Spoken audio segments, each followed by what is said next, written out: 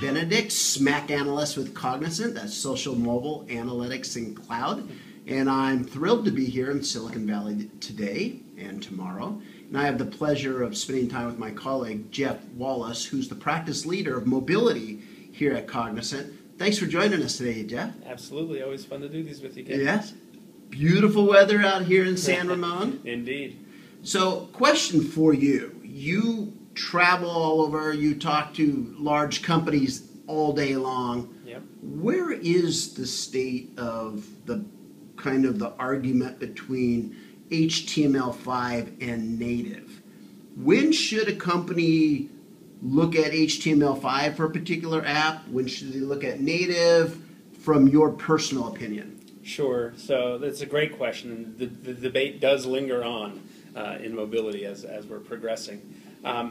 And it's changing. The dynamics of the market between HTML and native are changing, so that the debate is shifting a little bit. In what ways is it changing? So what we're seeing is the HTML5 standard, go back a year and a half, and it was not quite as baked, if you will, as it is today. And so it's maturing and getting more robust. And so if you look at the big argument native always has had over HTML5, and there's a few, but the biggest one is that native offers the greatest user experience.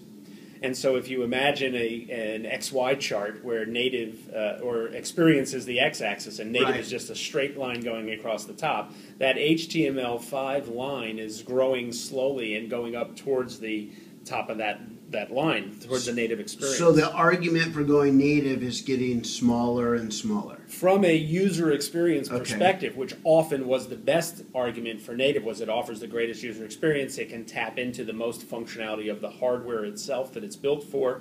Now, with tools like HTML5 that are getting better and better in terms of the capabilities it as a standard offers, combined with tools like a phone gap or similar type of wrappers that allow you to tie into the device hardware functionality, that native experience is getting, it's a harder argument to make that you need the native SDK to get the best user experience. There are some fabulous hybrid or HTML5 applications that leverage HTML5 and maybe a tool like a wrapper, like a phone gap or something similar. So you've identified HTML5, but then there's also the HTML5 hybrid.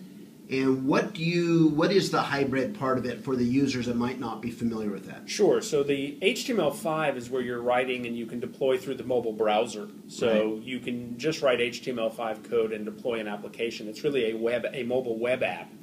It's when you wrap it with a tool like a phone gap or something similar, which allows you to do two things. One, it allows you to tap into device functionality, so the accelerometer, GPS, etc. of a device, a camera, etc. And then it also allows you, once you've done that, to deploy it through the app stores. So you can kind of export that app through this hybrid tool of combining HTML5 plus one of these wrappers. It allows you to wrap it in like an iOS wrapper or an Android wrapper, and then you can take that HTML5 app, wrap it in one of those wrappers, and deploy it through the app stores that the users, especially on the consumer side, are very generally comfortable going to the App Store for iOS or Google Play for Google. So the benefit of doing it that way is that HTML5 core code allows you cross-platform functionality.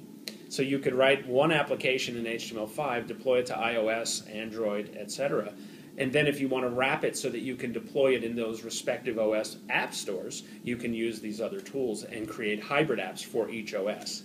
So it gives you some efficiencies in your application development processes. So you have identified several different variations of HTML5, pure HTML5, browser only, then HTML5 plus one of these wrappers. Plus one of these wrappers, so you have a hybrid approach. Exactly. That gives you some additional interfaces into the hardware functionality. Exactly. In native, is there only one kind of native? Is it just pure native, or are there multiple versions of native?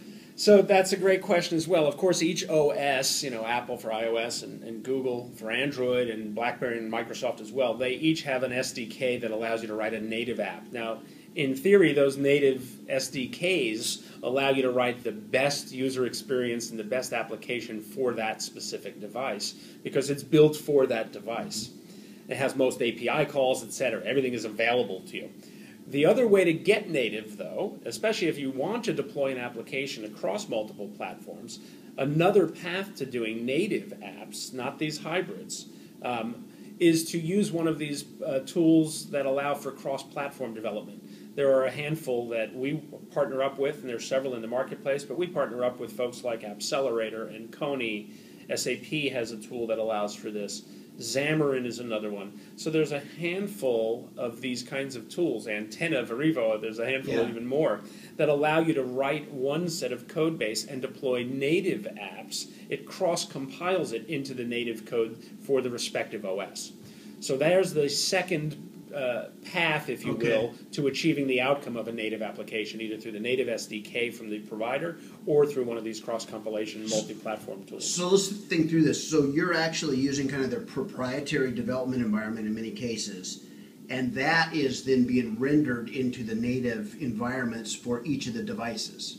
I would say generally that's right. The only hesitation to full agreement with that is the word proprietary. Many of the partners would say that their solutions aren't truly proprietary because they're using JavaScript or Java-based or C# is one of the partners. So they're using open languages. They're not using proprietary scripting languages, for example, to allow you to achieve that. But in essence, it is the provider's IDE, which then does allow you to render the output into the respective native applications, or HTML5. Some of them allow you to write that single code base and deploy HTML5 if you needed to go that route to deploy a mobile web app, for example. Jeff, thank you so much for sharing. In part 2 of this, I want to talk to you about when is it best to use HTML5 and when is it best to use native. We'll come back for that one. Thank you very much for joining us, Thanks Jeff. so much, Kevin.